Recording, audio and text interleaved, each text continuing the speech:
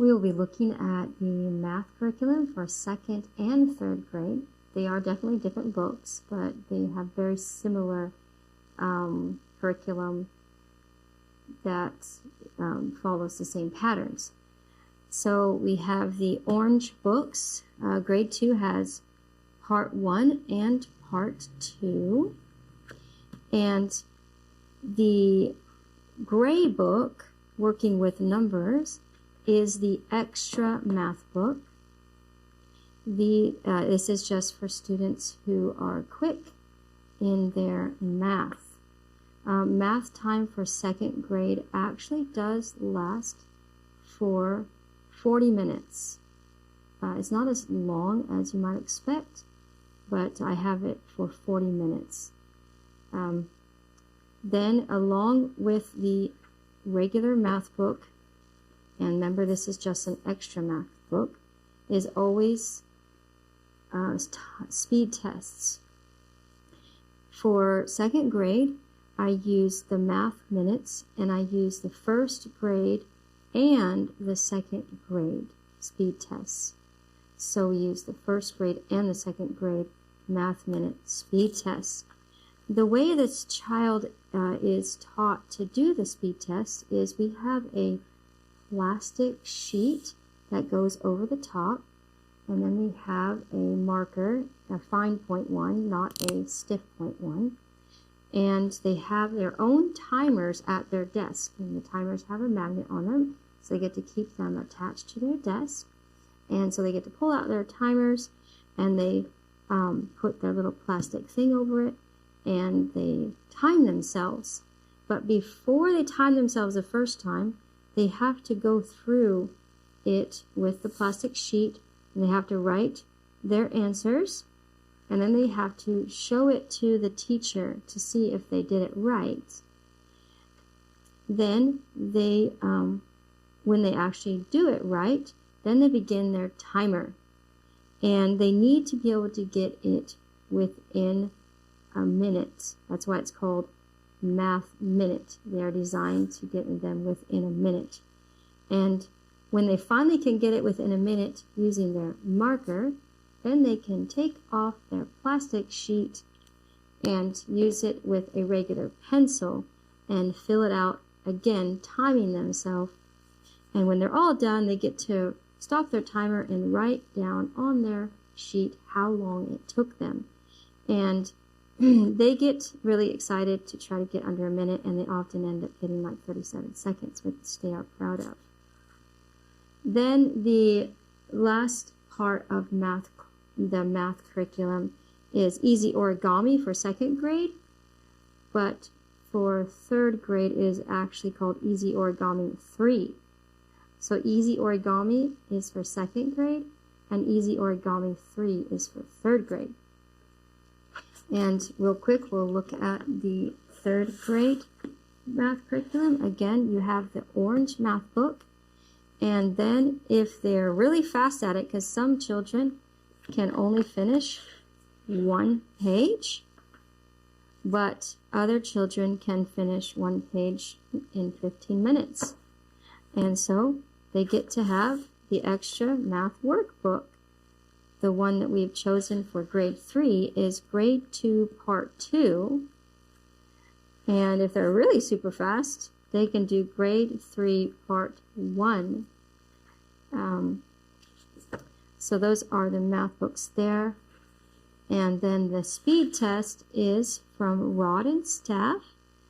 Speed drills, grade 3. These ones also, they have the same thing as the other math minutes. But what we do for this book is that there is not enough for 1 day.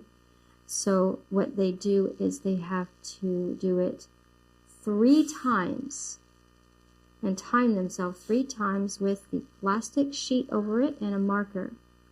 3 times.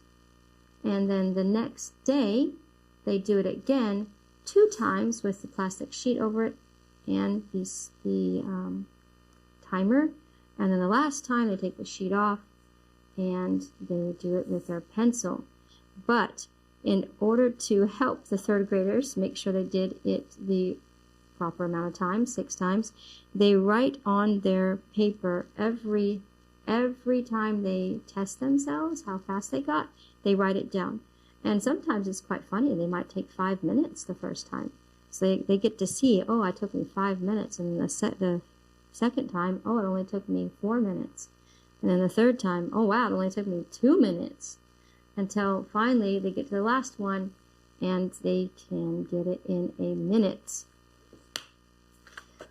And so there we go again.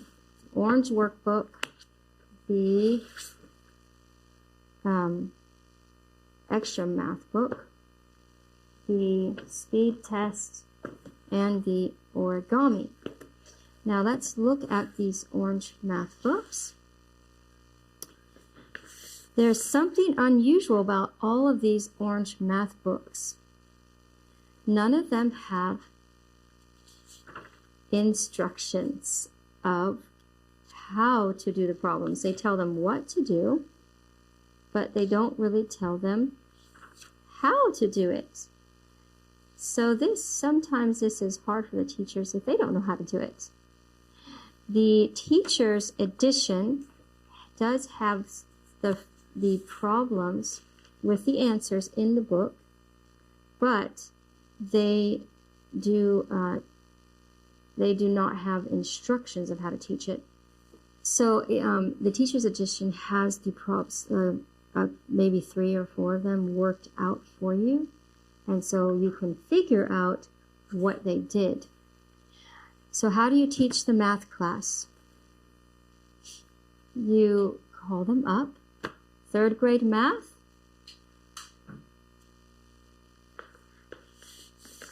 In our school, I check the math after school, not at the desk, because what happens is I'm able to see their pattern of thinking that is a mistake, and then I can correct their pattern of thinking before it becomes a problem. And so we do not correct our math books during the math time.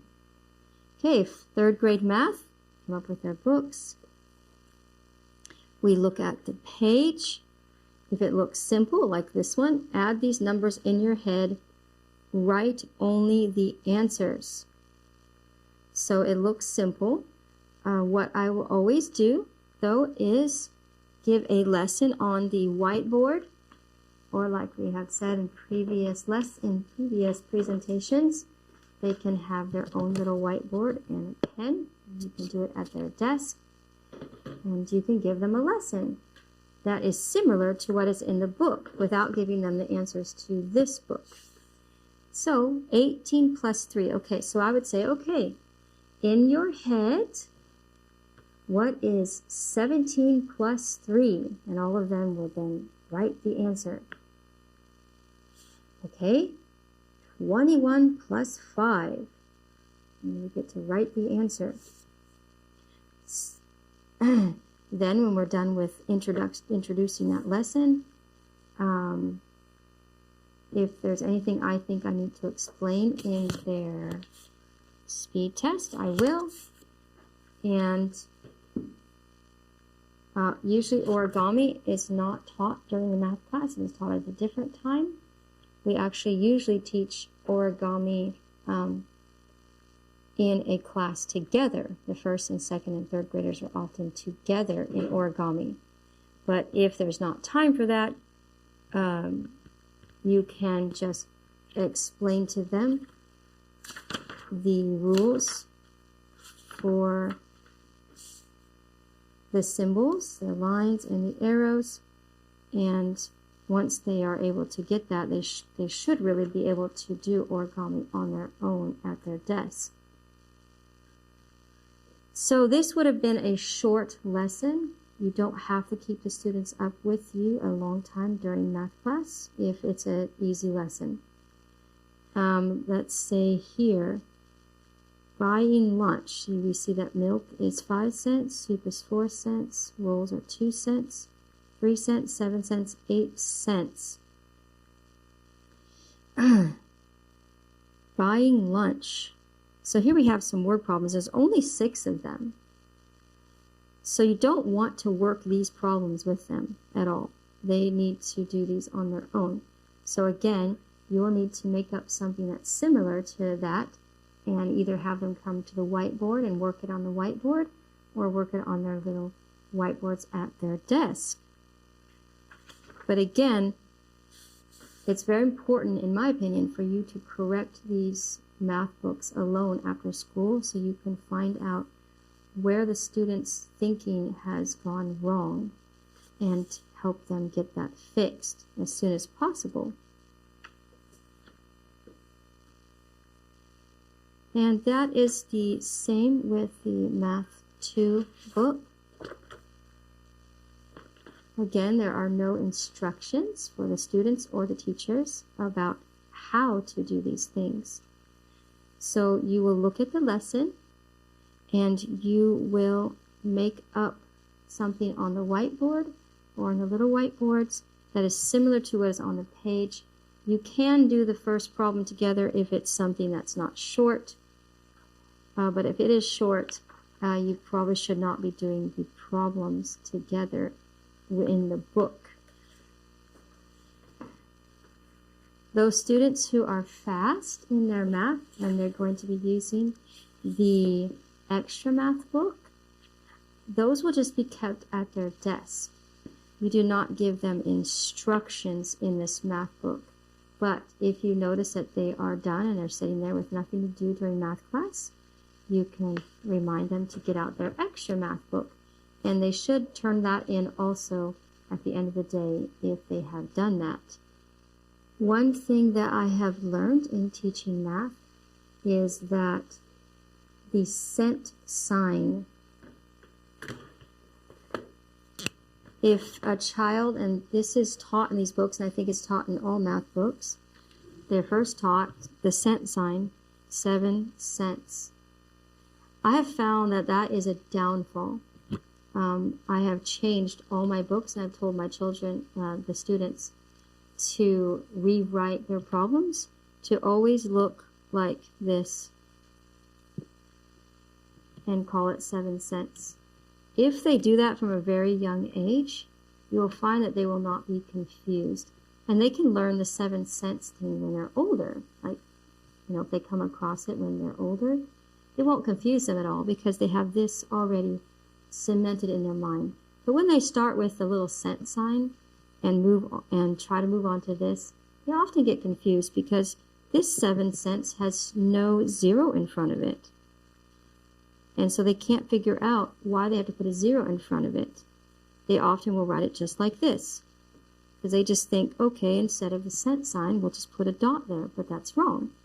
So if they always are taught to use it as you would in writing money with the 0.07 and call it 7 cents, I find that they are not confused when they start adding things with decimals.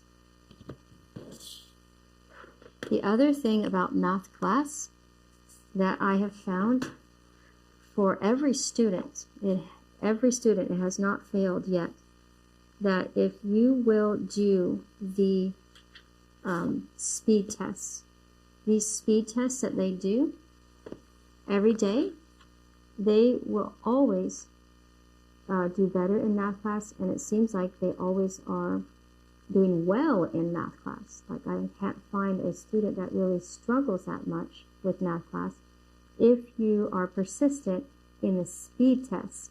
I had a school where I had 5 students, and none of them were that great at math. And the first year they took their end of the year state tests, and they just scored average on their math. You're supposed to take it at the beginning and the end, and they progressed, their normal amount of 1 grade. Well, the next year I decided I would have a big, huge file full of speed tests for multiplication, division, even some short, long division, fractions, percentages, and every day they had to do 10 minutes of their speed test. And so that end of that year, when they took their end of the year math state tests, all of them had increased 2 grades instead of only 1 grade. And so I have found that that is an integral part of teaching math, is the speed tests that are in the basics, learning those basics to where they're very fast, very fast, very fast. It just makes math a lot easier for students when they have to read word problems, when they have to do any problems, they don't get discouraged. A lot of learning has to do with the students' feelings. And that is why some teachers are more successful than others, even if they're both very skilled. Some teachers have bad attitudes.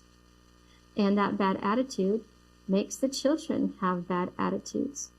And teachers with very positive attitudes, who are smiling all the time, helpful, excited about the class. I love math, so I'm always excited about math.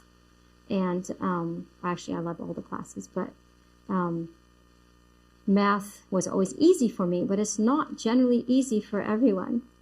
And so if you will make it to where they can do those speed tests quickly, they will feel good in math class, and they will do better in understanding the math questions, because they won't feel discouraged and they won't have the mindset that I'm not good at math.